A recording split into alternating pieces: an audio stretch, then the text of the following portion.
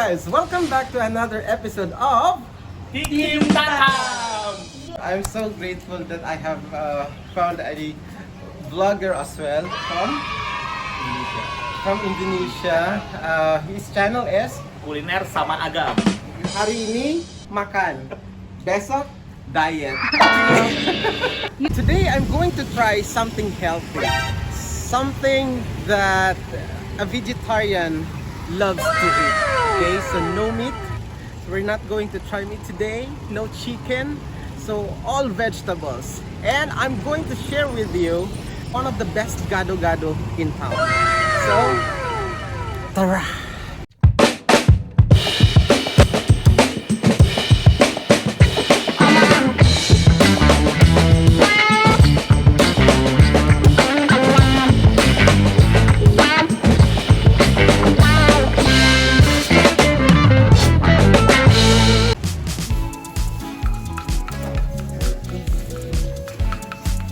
Ito apa itu?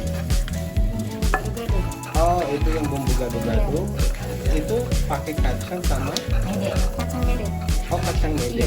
Itu beda sama kacang tanah. Beda, campur. Campur. Iya, dicampur. Sudah di mix. Ini ada apa di sini, Yuk? Labu siam, kacang panjang, kangkung, toge. Oh, oke. Toppingnya ada jagung, Ada kentang, jagung, kentang, tempe, tahu, Oke, timun, selada. Okay, and then you need to mix it juga.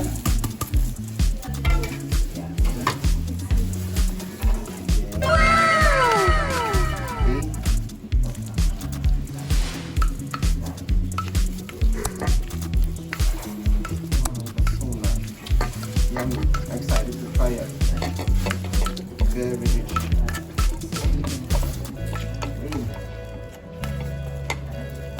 So they are mixing it in this semi-round stone mortar. Oh, pakai telur juga ya? Iya.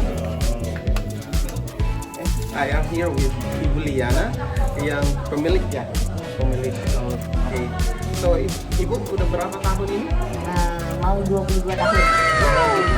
21. So, semua jualan gado-gado aja ya? Oke. AA itu Ibu, artinya apa? Hanya panggilan sebuah kakak, seorang kakak. Oh, like ate in the Philippines, it's ate or chet in Chinese, Yeah. right? Oh, okay.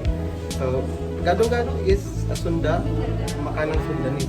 Makanan Jakarta. Makanan Betawi. Jakarta, Betawi. Yeah. Oh, okay. So, it's originally Salad Indonesia. yeah, okay. So, originally from Jakarta. Yeah. Salad Indonesia. Okay, so we're going to try salad Indonesia. I'm excited to try it. Okay. Thank you, Ibu Liana. So guys, today we are going to try the Indonesian salad.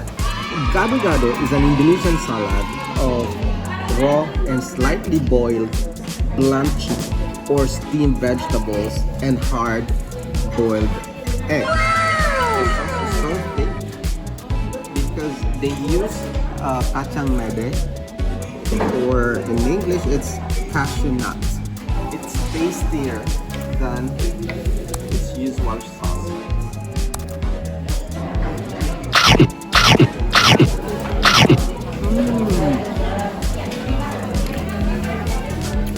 So delicious, so creamy.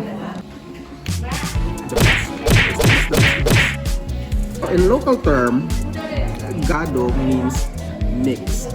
So basically, Gado Gado is a mix of different vegetables and served with lontong or compressed rice cake. So this is basically the partner of Gado Gado. So let's cover it with creamy cashew nut.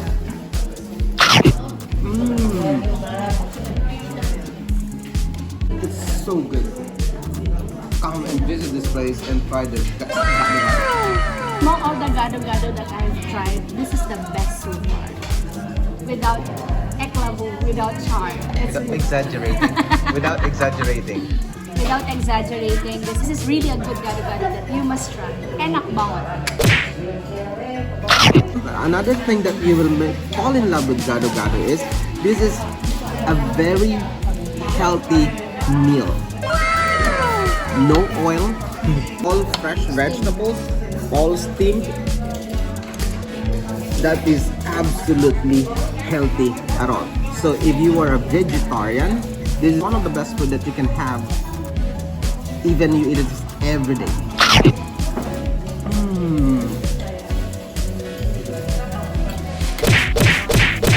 Really, really good.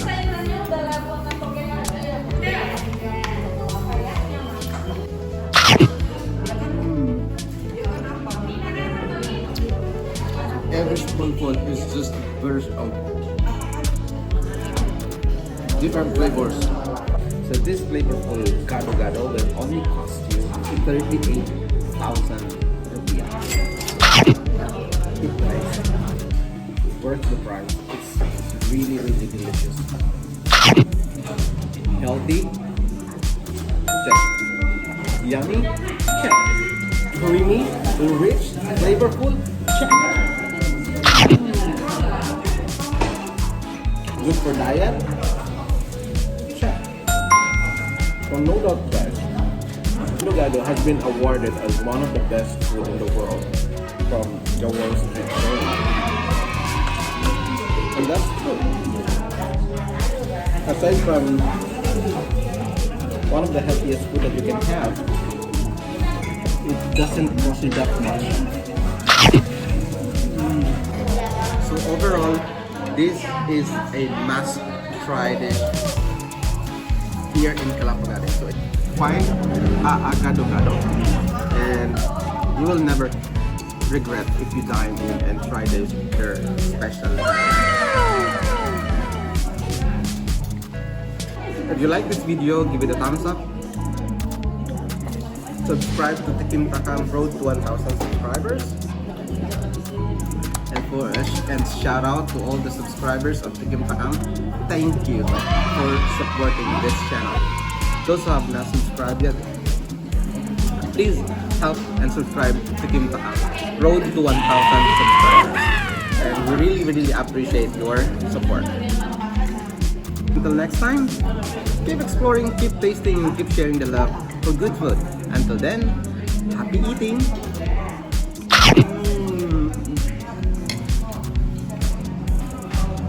I'm so grateful that I have found a vlogger as well from Indonesia. His channel is Kuliner sama agam.